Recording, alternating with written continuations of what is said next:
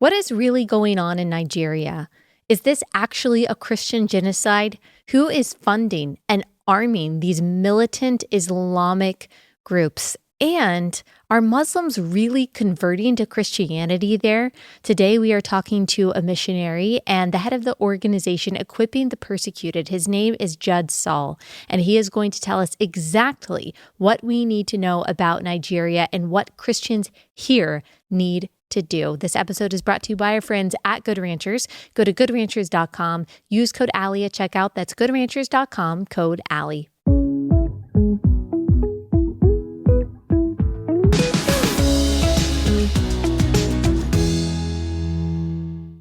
Mr. Judd Saul, thanks so much for taking the time to join us. Could you tell everyone who you are and what you do? My name is Judd Saul. I'm the executive director and founder of equippingthepersecuted.org, and I'm also the founder of truthnigeria.com. Okay, tell us a little bit about your testimony. How did you start doing what you do? Well, my testimony is 2009, I had my wake-up call with God, repented, came back to him. I grew up in a Christian home, but left the faith. And then I came back in 2009. And then my grandfather, who's a lay evangelist, he's a guy that shares the gospel everywhere. Still hands out gospel tracts. He's 90 years old, still hands out gospel tracts at Walmart's. Wow. Was working That's with awesome. a Nigerian, a missionary to Nigeria, and brought him back to speak about what was going on in Nigeria. And I just felt an immediate calling that the Lord laid it on my heart to go serve. To go to Nigeria. So in 2011, I went for my first time, and I kept on going back and serving every year. But as I kept on going back and serving, we saw the attacks against Christians increase.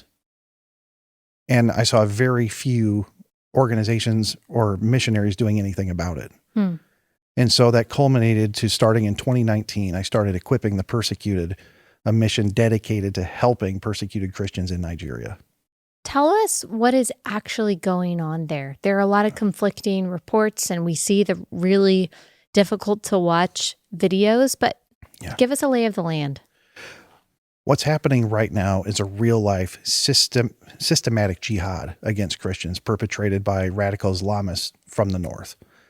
And over the course of the last 30 years, the population of the Fulani tribe has exploded, and they practice a very radical form of Islam.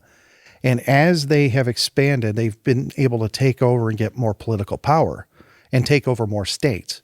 And these states become Sharia law states. And they're just working their way further south, which is more of a Christian population is what they're running into. And so as they go in, I call it conquering of a nation by 1,000 attacks. One little attack here, one little village here, one little attack here. It's not just one, giant offensive where they're just trying to, take over a whole country at once. It's just little by little over time. And it's not just one big crusade. It's the death by 1,000 cuts. Yeah, death by 1,000 cuts. And that's what's happening in Nigeria right now. Okay, tell us a little bit more about the Fulani tribe. You said that it's exploded in the past few years. Why is that? Do we know? So they have moved in from the Sahel. They're not indigenous to Nigeria. They came in from Northern Africa, Chad, Niger, and they're working their way into other countries, but they focused on Nigeria in particular because they believe if that they can take Nigeria, then they can take over all of Africa. Why is that? Nigeria is the most populous country in Africa. Oh, really? And it's one of the most rich in natural resources. So if they can take over Nigeria, the rest of the country goes because there's no other country in Africa that matches the population of Nigeria. Now, obviously, Islam is inherently about submission because that's what Islam means. And that's why the vast majority of designated terror groups around the world are Islamic. But not every Islamic group acts like this, going into villages and killing Christians in their churches. So what is it about this Fulani tribe that makes them so incredibly aggressive? They practice a very radical form of Islam that originated in Saudi Arabia. It's the same form of Islam that Al-Qaeda and ISIS have, and it's a very dominant form of Islam where, if you disagree with what we believe in, they feel they have the right to kill you, even if it's fellow Muslims. If they're not hardcore as the Fulani are, they feel it is their duty by Allah to go kill these people and take their land. And that kind of brings me to a question that I've seen some disagreement about. Some people saying this is not a Christian genocide because Muslims, as you said, are also being killed. What is the truth there? We have a report coming out next month, and the actual numbers will show that the ratio is 5-1. For every Muslim killed, it's 5 Christians that are killed. Wow. And what you don't see in Nigeria are mosques being burned and destroyed and Muslim villages completely ransacked and taken over, versus the Christian villages where you have over 10,000 churches that have been destroyed and nearly 800 Christian communities completely wiped off the map. Wow. And the Nigerian government, what are they doing? The Nigerian government is complicit in these attacks, and they are spending lots of money and resources to try to keep the status quo, because the Fulani have infiltrated the Nigerian government. They've infiltrated the military, the entire security apparatus in Nigeria. Mm-hmm. And so it's like I say Nigeria likes to lie to itself, but it likes to have a dog and pony show where they say, let's say an attack happens. No one ever gets arrested. Mm-hmm. The Christians that may have tried to acquire some arms to arm themselves will get arrested. And they'll get punished. The people trying to defend their villages end up getting arrested by the military and put in prison, while the perpetrators, the guys actually doing the killing, get away scot-free. Yeah. And let's say a terrorist does get arrested. They're let out the next day. And the Nigerian government, when I say they're very complicit, Truth Nigeria and our organization issued over 100 terror alerts since 2024 with 90% accuracy. We knew and had information that attack was going to occur, where it was going to occur. And in every instance, our policy is to notify the Nigerian police and military of what we find out. And in the majority of those cases, the Nigerian military, police, and government ignored our terror alerts and never intervened during these attacks. How do you get that information? We created truthnigeria.com. It's a way for us to give an outlet to journalists in Nigeria to actually share what's actually happening. Mm-hmm. And we became a trusted source by villages and local community leaders all over the country. And they saw us as a trusted source of information. And so that's how we get it. We have people all over the country saying, hey, we found this out. And then we investigate, to verify, is this really happening? Is this true? And we put the information out there. But like I said, we have a long track record of the Nigerian government knowing where attacks were going to occur and when, and doing nothing. Mm-hmm. And what do you know about the religious history of Nigeria? Because there are so many Christians there. There are a lot of Muslims. How did that religious makeup happen? Well, when Islam spread through Northern Africa, it made its way into Nigeria. And most of the early on, the religions in Nigeria was, like traditional religions, witchcraft, or however you want to put it. But then missionaries came in the late 1800s and the early 1900s, bringing the gospel to Nigeria. And Nigeria was once 70% Christian. Yeah. And 30% Muslim in the north. But because of all the attacks and the insecurity and everything going on, it's now 50-50. And because we've just lost the lives of so many Christians. We've lost the lives of so many Christians. People were afraid, and then they left Christianity because they didn't want to get killed and submitted to Islam. Right. And that's what's happening right now. Quick pause to tell you about our first sponsor for the day. That's Carly Jean Los Angeles. Y'all know how much I love CJLA. You heard from Carly last year and this year at Share the Arrows. They are the real deal. Carly started this company years ago because she wanted to make it easier for women to feel beautiful and to get dressed. So she created this capsule clothing company where you can buy a few pieces, mix and match them all year in every season of life. And you can feel like you've got a lot of clothes, but you really are not having to fill your closet with so many items because of how versatile all of the clothes at CJLA are. Their basics line, all made in the US, all of it is really high quality.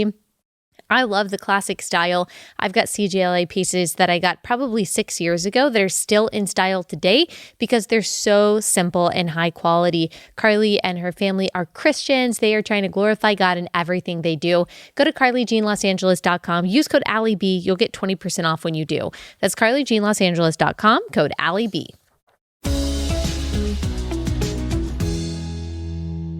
Where is this militant arm of radical Islam, the Fulani tribe, getting all of their resources, getting all of their ammunition?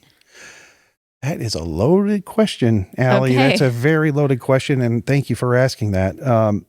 The best way I can say is when the Arab Spring happened under Obama and the whole destabilization of the Middle East, Gaddafi gone, Assad gone, all these dictatorships became destabilized, and you saw this rise of ISIS.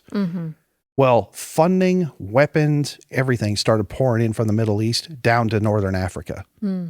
And that is where some of the funding is coming in. But also on top of this, there are foreign interests that are taking advantage of this insecurity. You have the Chinese that are illegally mining all over the Middle Belt in northern Nigeria that they're benefiting off the insecurity. They're actually, giving money and paying, bribes or whatever you want to call it to mine in these areas where Christian villages once were. And they're paying the terrorists to, just leave them alone and they do their thing. The terrorists do their thing. So we're seeing Chinese activity going on, but also the other part of the funding is the kidnappings. Kidnapping in Nigeria. I mean, when you think of Nigeria, a lot of people think kidnapping, but no one asks what happens to these people. What happens to these victims? How does this work? Well, this is how they're also financing their war, is through kidnapping. And currently, we estimate there's over 10,000 Christians being held in terror camps, held for ransom as we speak. And the people, if they want to see their relatives live, they sell everything they own, give it to the terrorists, hoping that they get their people back. But then these people are left with nothing, and the terrorists make away with all the money. And this has been a continuous funding source for the local terrorists. Is it true that an incentive that these militants have to kidnap Christians is because Christians traditionally will pay more for their relatives, or basically the hostage is worth more ransom-wise than a kidnapped Muslim? Why is that? Christians love life. Christians want to preserve life. If a Muslim gets kidnapped, they hardly ever pay the ransom. So if they know they can kidnap Christians, the Christians will pay. What is the feeling like? I mean, I can imagine, but among Christians who are there that you're talking to, I mean, you're literally trying to equip the persecuted for this kind of trial. So what are they feeling and telling you? There's a sense of hopelessness. It's hard to explain. They have been conditioned to have this be the norm. They're conditioned to feel that and believe that, they wake up every day going, thank God I didn't get kidnapped. Thank God I didn't get killed. They're conditioned to think that this is normal. And, and we're coming in trying to bring hope and tell them, you don't have to live like this. This can be stopped. With the right amount of willpower and the right of international attention, this can be stopped. Can be stopped by whom? It can be stopped by the people if they banded together and rose up. Really? I believe. What would that look like? What would that look like? Yeah. Christians uniting. And even the moderate Muslims uniting with them to say enough is enough. Would that be taking up arms? Taking up arms. Taking back political control of the government, getting rid of the corruption. And that's where I believe, possibly U.S. intervention could take place. But I'm just being honest. Because every time I go to Nigeria, I meet with the victims. I meet with survivors that came out of these terror camps. I mean, when somebody's kidnapped, they are repeatedly beaten every day. They maybe get fed once every 2 or 3 days. They come out looking like Holocaust survivors with massive amounts of disease. And we don't pay ransoms to get people out. But if they find a way to get out, we are there to bring them comfort, bring them aid. Your organization. Our organization is there to bring them comfort, bring them aid, and bring them back to health. But we interview them, we get their stories, and we come alongside and pray with them and help them rebuild their lives. But it doesn't have to be this way. It does not have to be this way. And I'm sorry. Yeah. What do you think the U.S. government could do? The U.S. government, I think, can make an offer to the Nigerian government it can't refuse. And at least show the rest of the world, does the Nigerian government want a prosperous Nigeria? Do they want a peaceful Nigeria that can do business with the rest of the world? Or do they love their terrorists more? Do they want the payoff that the terrorists are giving them more than seeing a prosperous Nigeria and being a beacon of Africa for the whole world? Mm-hmm. Yeah. And so economically, militarily, I think something can be done. But the question is to the Tinubu administration and to the, political apparatus in Nigeria, do you love your terrorists more in the kidnappings and the killings and the money you're benefiting from these things, more than seeing a total transformation of the country where everyone can prosper? Yeah. That's my question.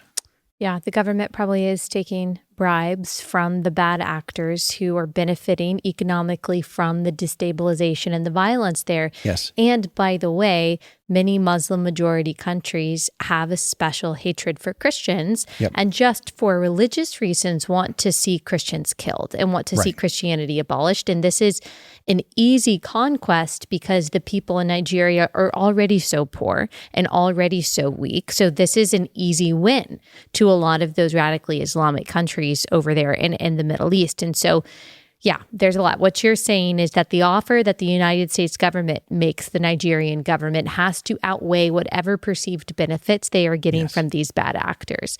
Well, let's listen to Donald Trump because he did say something about this on October 31st. Here's Shot 1. If the Nigerian government continues to allow the killing of Christians, the USA will immediately stop all aid and assistance to Nigeria. We're going to do things to Nigeria that Nigeria is not going to be happy about and may very well go into that now disgraced country, guns are blazing, to completely wipe out the Islamic terrorists who are committing these horrible, horrible atrocities. I'm hereby instructing our Department of War to prepare for possible action.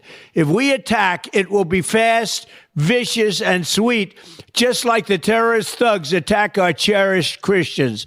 These are cherished people. These are great people. Leave them alone. Warning, the Nigerian government better move fast before it's too late. If they don't, there's going to be hell to pay. Look, I know that you're not a political organization, so I'm just saying in my own capacity, I'm very grateful for that strength in words that we would have never gotten from the Biden administration. That's my opinion, or a Kamala Harris administration. So he's not just talking about economic deals there. He is calling upon his Department of War to potentially respond with aggression. Yes.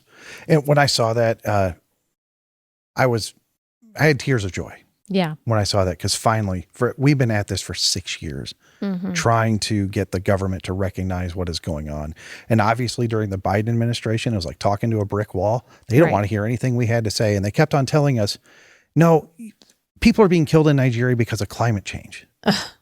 Oh my gosh. That was our official State Department directive, that Christians were being killed because of, or people, not Christians, people are being killed because of climate change. Yeah. The radical Islamists are moving in because of climate change and killing people. And it's about land and water resources, which is a lie from the pit of hell. So for years, we've been trying to go to the Biden administration and tell people what's going on, and they wouldn't even listen. Yeah. Well, then they would have to look in the face of the ideology of Islam and admit that it's a problem, which they will not do. All of these groups that seemingly don't have anything in common, LGBTQ, progressives, Muslims, the commonality is a hatred for Christianity. Right. And so, they don't want to mess with that worldview that they have. It was it was a total joke. I can tell you stories about like U.S. aid in Nigeria and the stuff we saw. Tell me. Oh, their operating directive for Nigeria and aid was advancing LGBTQ issues. They had they helped put on like a gay Christmas play.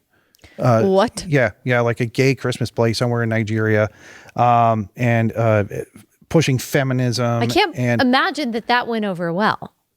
They funded it. They did it somewhere. Yeah. And then, one of the other things I want to bring up is that we have the killings going on, but what people don't talk about is there's 3.5 million Christians that have been displaced. They're living in camps. They're living in absolute squalor.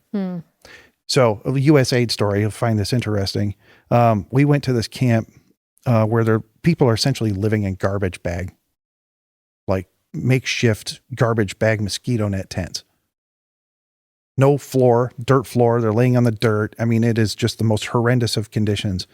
And we started doing a lot of work with this particular camp, bringing in food, medicine, aid, whenever we could. And then we decided we're going to raise enough money to build them structures to live in. And so we went in to check on the work that we've been doing. And I see 4 giant garbage cans in this camp that says USAID on them. Big, giant garbage cans with USAID stickers.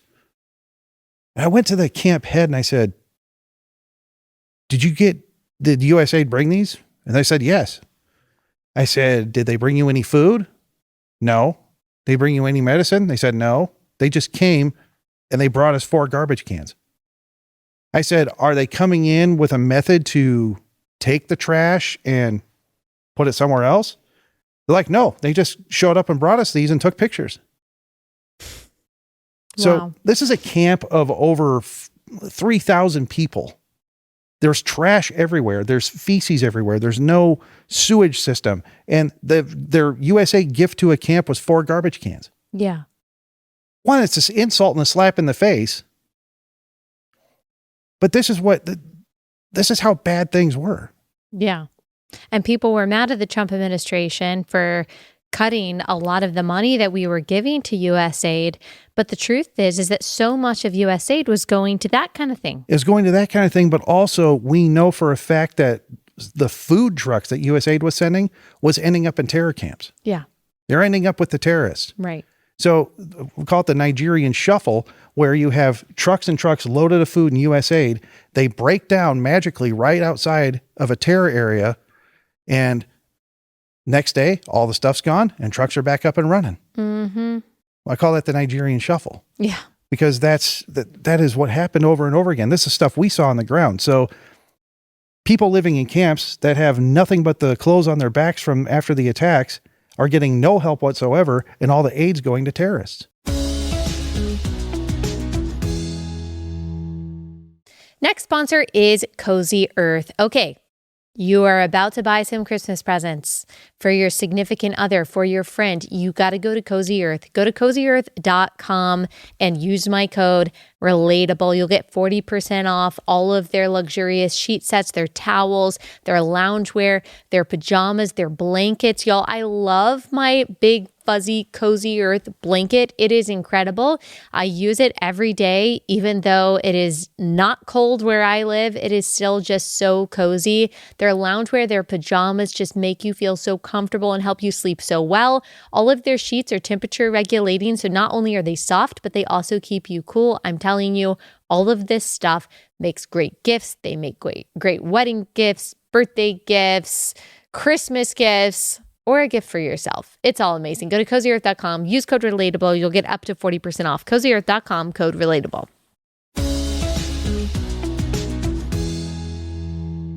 I remember Ron Paul said that foreign aid is money from poor people in rich countries to rich people in poor countries. Yes. And that's essentially what is happening. Even if the Fulani aren't rich, they're powerful and they have all of the resources. So all of our compassion over here, our tax dollars going to these federal bureaucratic entities being shipped abroad in the name of empathy, well, really, they're not getting to the people that actually need our help.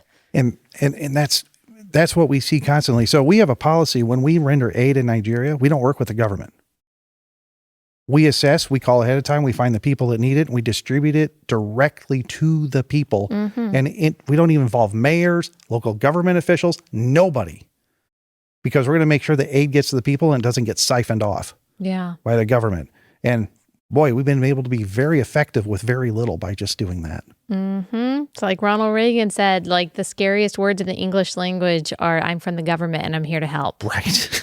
Right. And that's why Christians have to, so often curtail that, because we are not supposed to outsource our compassion to the government, because the government so often mishandles that. Right.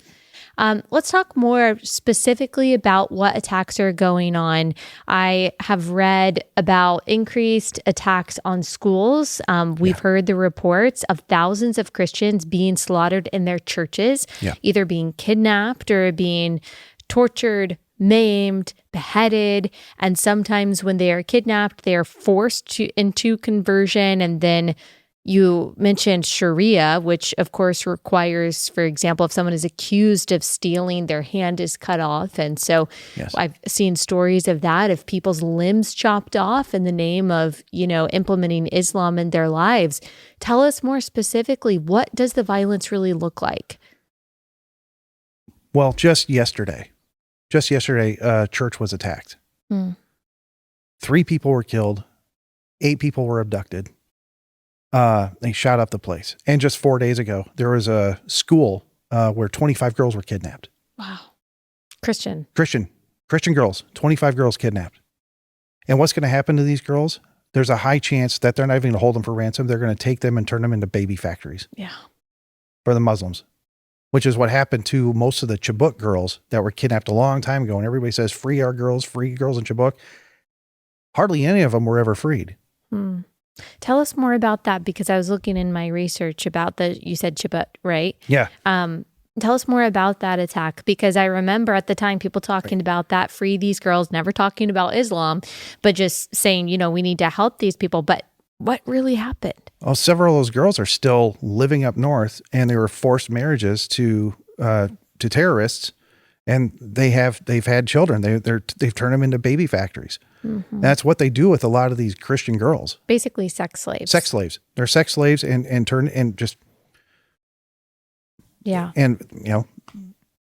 they rape them and they force them to have children over and over and over again. Yeah. And so on the kidnapping side, that's what happens to these girls. And then, other people, like I said, are kidnapped, they're held for ransom, and the families have to sell everything they own just to get them back. And even sometimes after they get the money, they still kill hostages. Now, what's it look like on the ground? Well, think of, you live in a village of 1,000 people. Say you live in a small town of 1,000 people. One night, 200 people come in with guns. They kill as many people as they can, your family members, your daughters, your aunts, uncles, cousins, your mom, your dad. They destroy your home completely to the ground. They've destroyed all your crops. They destroy everything you own. And then the Nigerian government says, oh, sorry, too bad. We're not going to go after the perpetrators.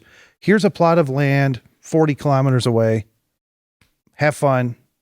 That's it. Figure it out. With no aid, support, and no justice being done. So there's 3.5 million Christians right now living in these camps that are no longer allowed to return to their homes. If they try to go back home, they get killed. Wow. Let's play the video that you were telling me about before we got started of the Christians who are being massacred, and you can hear the gunfire.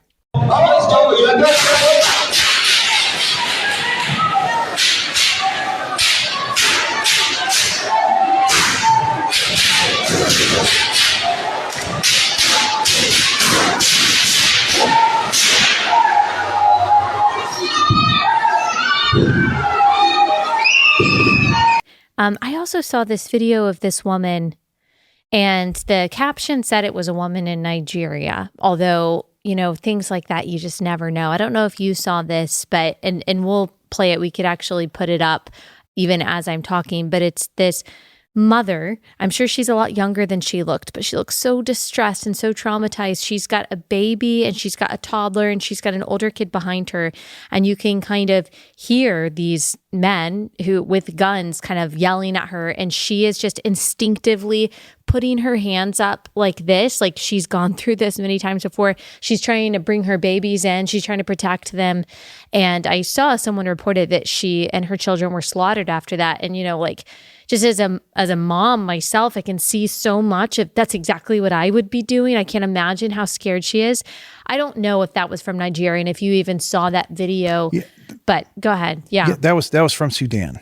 Okay. That particular video you're referring to is from Sudan, but it is very indicative and very common of what we see in Nigeria. Yeah. Like this happens. Same thing. All the time, every single day. Mm-hmm. Every single day. And I'd like to segue into this is that the reason Americans and mainstream media doesn't know what's going on in Nigeria and there's like there's all this mixed information that's coming out is because the news in Nigeria, when it gets to the mainstream media, is always filtered through Al Jazeera. Mm.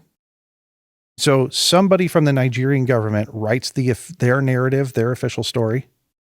Then it goes to Al Jazeera, filtered through Al Jazeera, and then that goes to the AP. And that is the mainstream article that goes out. So, and the AP doesn't necessarily fact check it. They never fact check anything. They just copy what Al Jazeera did and then put it out to the mainstream media. So I'd like to go to an instance that happened in June. It was called the Father's Day Massacre, where 280 Christians were half of them were burned alive. The other half were macheted to death and shot because they were trying to escape being burned alive. The mainstream media said it was 100 people killed. That didn't say Christians. The actual number was 280. The official article said it was unknown gunmen or bandits. They never talk about who's doing the killing. So you say 100 people were killed, but it never says who, what, where, and how.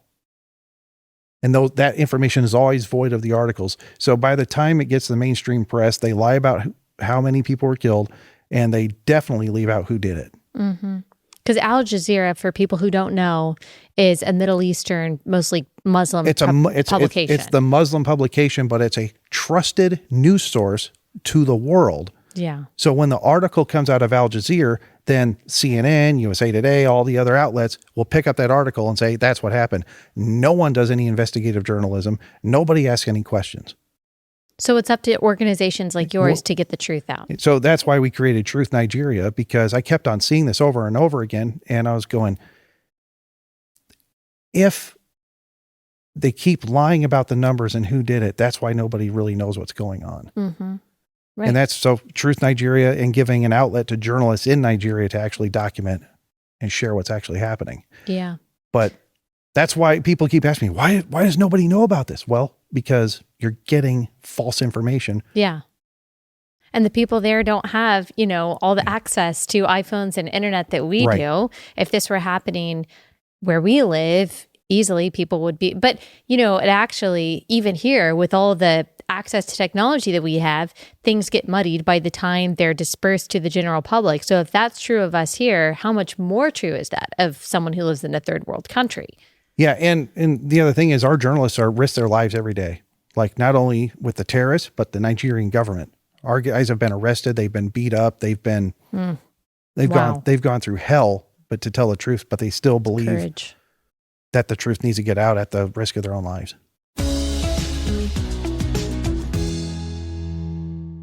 Next sponsor is Patriot Mobile. Patriot Mobile is America's Christian conservative wireless provider. For over 12 years, they have been offering amazing service to their customers while also defending our values like the First and Second Amendments, veterans, first responders, the sanctity of life, and the family. And so you need to just make the switch, send your dollars to a company that is actually supporting the causes that you believe in. They are allowing you to save a lot of money and still giving you unlimited data, mobile hotspots, international roaming. They do it all. You don't have to sacrifice quality or service. Plus, switching is really easy. You can keep your number, you can keep your phone, or you can upgrade. They have a 100% US-based customer service team that makes switching really easy. You get 1 month for free when you use my link, patriotmobile.com/Allie. That's patriotmobile.com/Allie. Tucker Carlson, obviously one of the most powerful people in media here, he had a guest on, what was his name? Robert Amsterdam. Robert Amsterdam. I've never heard of him before, but they were talking about this genocide that's going on. And this guy, Robert, basically said it's not really just a Christian genocide. We'll play that. There have always been tribal conflict. I spoke to the foreign minister before I came here because I wanted to get clarity on the government's position. Absolutely, let's be clear, President Tinubu's wife is a Christian pastor. This is not targeted at Christians. There are probably an equal or more number of Muslim deaths. So what is your take on that? Robert Amsterdam. I don't know anything about him. Well, Robert Amsterdam is a mercenary lawyer for hire. And he don't get out of bed for less than $500,000 to go jump on a cause and do something. He is a mercenary for hire.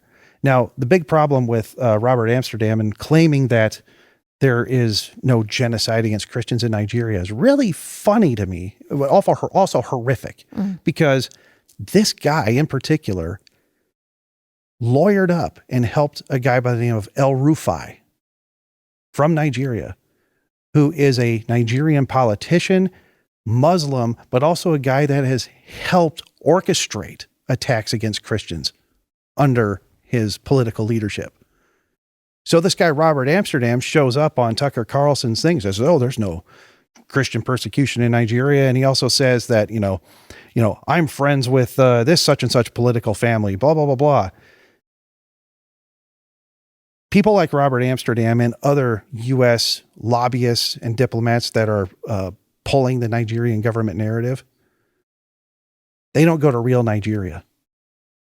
They go to the fanciest of hotels, they smoke the cigars, drink the alcohol, but they never actually set foot in real Nigeria and see what's actually happening. They're just mercenaries for hire like Robert Amsterdam.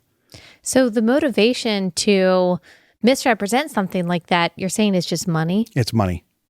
It's money. He's been paid by very bad actors in Nigeria to lay cover for them. I'm sure there are a lot of people like that. There are. And right now, even as Trump is speaking out of what's happening in Nigeria, there are political forces within our U.S. government that are being paid by the Nigerian government to lobby to keep the status quo. And this is a big fight that we are fighting against right now.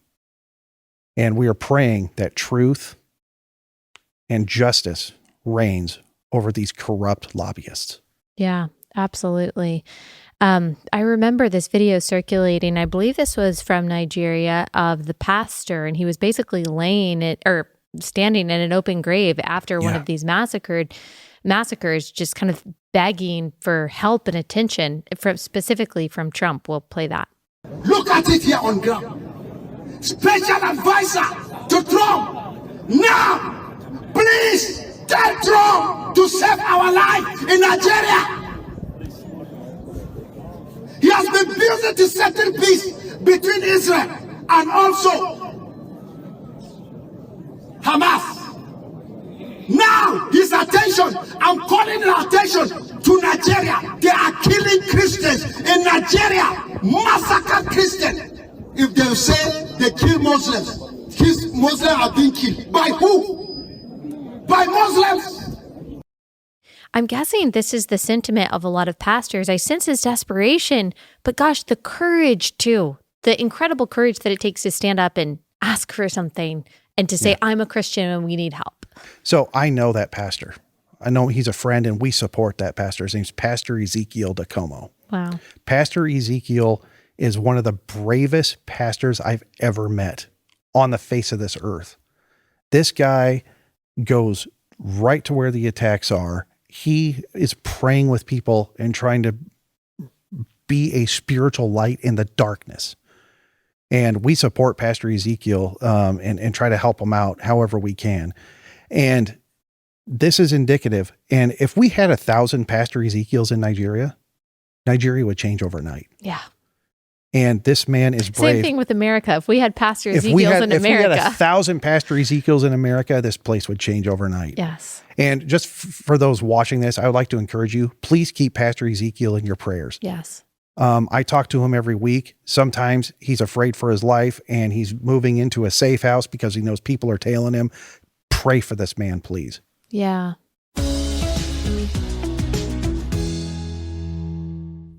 Next sponsor is Jace Medical. Okay, maybe you've been thinking what would happen in a crisis situation, whether it is some kind of weather emergency or whether it's a supply chain issue or whether for some reason you just can't get to the pharmacy, you can't get in touch with your doctor, but you really need an antibiotic or you need a medication that you and your family rely on.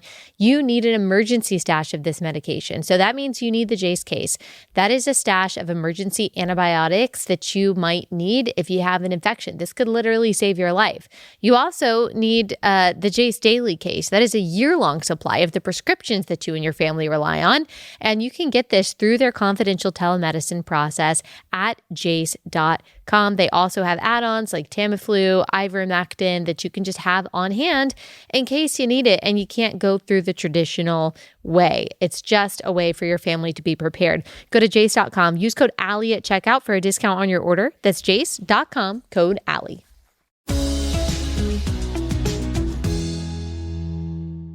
There is a weird shift happening in America when it comes to Islam. It seems like more people on the conservative side are softer towards Islam as an ideology. And also, it's not even just a left versus right, progressive versus conservative thing anymore. There's almost a blindness or a moral relativism when it comes to the danger of the ideology as a whole. And I've noticed that a lot of people don't want to talk about Nigeria or Sudan or these other places where Christians are being persecuted because of the Muslim thing. I don't know. They don't want to be seen as Islamophobic or whatever it is. That to me is just such a lack of courage. It's a lack of courage and it is stupidity.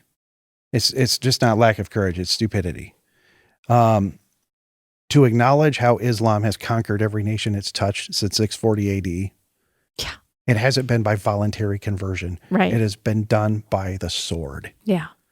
And what is playing out in Nigeria right now could be what would play out in America 30 years from now. Mm-hmm. Because they have a whole goal. They don't have a goal of assimilating. It is not in their religion to assimilate to a culture or in an area that you move into. You are commanded to dominate that culture and make everybody submit to you. Yep. That is the fundamentals of Islam and how it operates. So for people to say, "Oh, there's a mosque going up in my backyard. Let's celebrate it." No.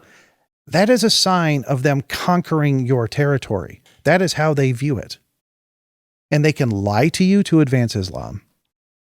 They can manipulate the laws around you to advance Islam. They will take anything they can to advance their cause and eventually put you in submission. And it's in the Quran. If they have a minority population, they have to be nice, play nice, and be quiet. But once they reach that threshold is when the political threshold is when the violence occurs. Yes, you're exactly right. I get the same story from survivors in Nigeria. Okay, they just can't believe it happened to them, but they tell me the same story. Know what they say? They say, the Fulani moved in. Our kids played together. We did business together. We did commerce. Everything was fine until the one day. Wow. Where even their neighbors partook in the attacks. Yeah. And then stole their property and took everything they had. Yeah. And they Fulani have a saying in Nigeria, is they say, treat the Christian like a pet chicken. You raise the chicken, you feed the chicken, you pet the chicken, love the chicken until it's time to chop off its head. Wow. This is actually a Fulani saying, an analogy Yeah. for Christians. Yeah. Just very frightening. I think some people that they will just kind of dismiss it because they won't think of it as a religious or ideological thing going on. They'll think of it as just an African thing. Well, this is a war-torn tribal country anyway. But then when we look at Europe, we were just talking on Monday about the 10-year anniversary of the Bataclan attack, which was in Paris, France, when hundreds of people were in Paris. They were disemboweled, they were raped, their eyes were gouged out by these Northern African Muslims who had entered through legal migration mostly, but they had been accepted by people who were compassionate, who thought, well, I've got a Muslim neighbor and he's nice, which I'm sure is true. But as you said, Medina versus Mecca, this is part of their ideology that as soon as they hit a particular threshold of a majority, that's when they take power and they kind of forge a conquest. Yeah, full dominance. Sharia, full dominance. And and we're seeing pockets that's happening in Dearborn. We're seeing it. You guys better be watching out, in Dallas. You're seeing it in Minneapolis. Houston. Yeah. All over. Little pockets of this happening. Yeah. And it's only a matter of time unless something is done. Right. To do this. And it's not Islamophobia. When you read history, look at why would you expect anything different? Yeah. For over 1,500 years, why would you expect anything different? Right. Yeah. A phobia is an unjust or paranoid fear. Right. And this is a very reasonable concern. Legitimate concern, Yes. legitimate fear. Yes. And it's out of love for our neighbors and innocent people that we push back against this darkness.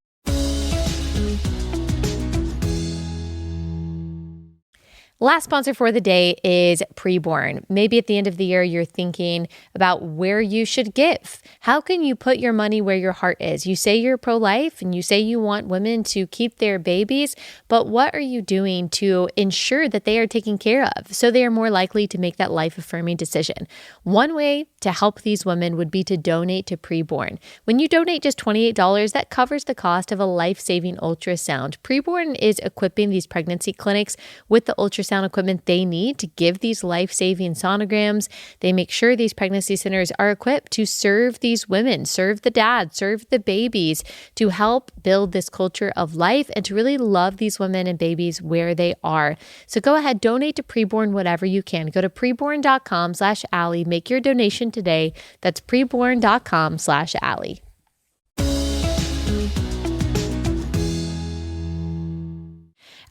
Some people have been speaking up specifically about the violence in Nigeria, and someone that I didn't expect to have the moral clarity on this subject is Nicki Minaj. She is a rapper. I think that she actually has some ancestry from Nigeria, and so this might be kind of close to her heart. She originally posted about it on X, which I thought she had a good original post, but then she talked about it at the UN. So let's play that clip. I think it's SOT 2.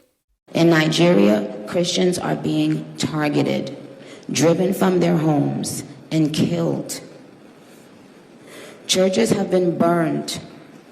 Families have been torn apart, and entire communities live in fear constantly, simply because of how they pray. Sadly, this problem is not only a growing problem in Nigeria, but also in so many other countries across the world, and it demands urgent action. And I want to be clear, protecting Christians in Nigeria is not about taking sides or dividing people. It is about uniting humanity. Okay, so it sounds like she's got better moral clarity than the Biden administration on this. I'm shocked. Yeah. I did not see that coming. None of us saw Nicki Minaj coming out and speaking out against what's happening in Nigeria, and we welcome it. And God bless her for doing it. Mm-hmm. And we need more people to speak out, more diaspora to speak out, more Nigerians that live in America to speak out about what's happening in Nigeria. Yeah. And I really thank her for doing that. Yeah. Well, there's two things I want to talk about that I hope builds up our faith for those of us here in America. And one, I just want to hear, maybe if you have a story or just general description of the faith of the Christians in Nigeria? When you think back to someone that you've interacted with there, that you're like, wow, that is Holy Spirit empowered faith and joy in the midst of this tribulation. Can you talk to us about that? One particular story is part of our ministry. We have a widow support ministry. We support over 320 widows monthly. And one of these ladies, her husband was a pastor that was murdered, chopped up into pieces, and dropped in front of her door. And she was sharing with me her story. And I was starting to cry. I mean, I was crying because I heard the story. And she grabbed me and she said, "There's no reason for you to be sad, because I have forgiven the attackers." She goes, and she's witnessing to me. She said, we look to the Lord. Mm-hmm. Wow. We look to the Lord and put our trust in Jesus. That shook me. Yeah. That shook me. Mm-hmm. And that is the resilience that the Christians have in Nigeria. I can imagine. They know all this tragedy is going on around them, but even at the threat of their church being attacked, they come in wearing their Sunday best, walking long distances to make it to church, and they give it all. They give it their all. They give their praise to Jesus. Yeah. And that is what shook my faith. Yeah. Shook my faith to my core. Mm-hmm. So that's the resilience that these Nigerian Christians have. I just thought of another clip that I saw, and it's of a congregation in Nigeria in their Sunday best worshiping together, and it's beautiful. Yeah. We'll play that.